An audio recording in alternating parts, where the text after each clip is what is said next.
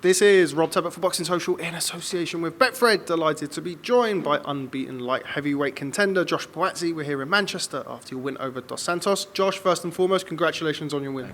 Thank you, man. Thank you very much. So, talk to me about it. Emphatic fourth round stoppage victory. Run me through the fight. Running through, going in, there wasn't much of him. And I think, like Virg said, the little that we had, he looked very good. Looked like he could handle himself, good speed, good feet. Obviously the position weren't like myself, but I just keep emphasizing that we've seen fighters like this come over and cause an upset. So I was adamant and I said, this can't happen to me. Like, I have to handle business.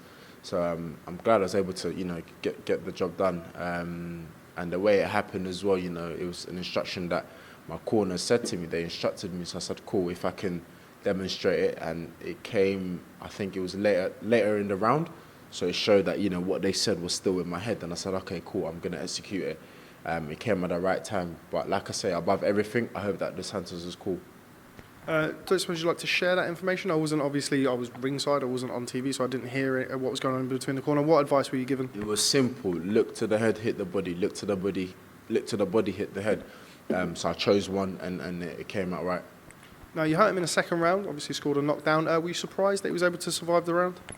Nah, I wasn't going to rush back in. I wanted to take my time. Looked over to my corner.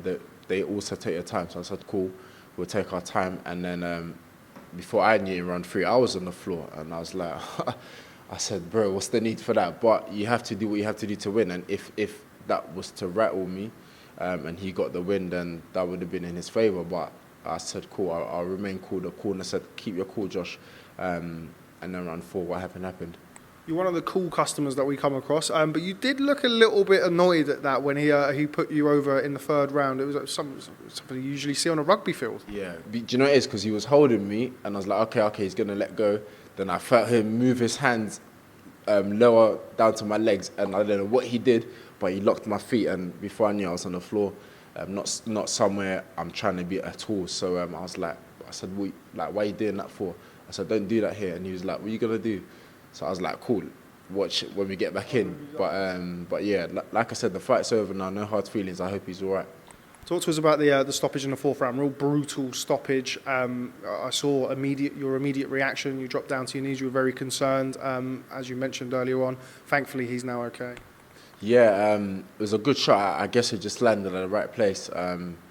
And instantly you hope that the person's okay, because it's boxing. Yes, you want to win, you want to entertain while you do it, but you don't want anyone to suffer any long-term injuries or anything. So I'm glad he's cool. First fight under Virgil Hunter. Haven't caught up with him this week, but what did you make of your first fight under him? I'm sure he was very pleased with the stoppage win. Yeah, he said it was cool, it was successful.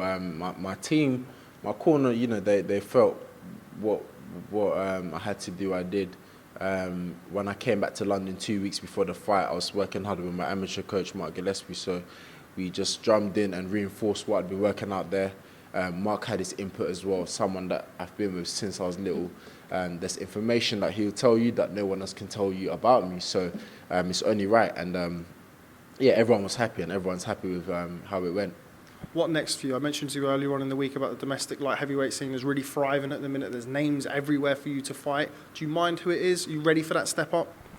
I don't mind who it is, man. I keep saying that anyone in the top 10 fighting each other will be a good fight. And this being the last show behind closed doors, it will be good for, when everything's back to normal, for one of us or all of us to just mix it up, man.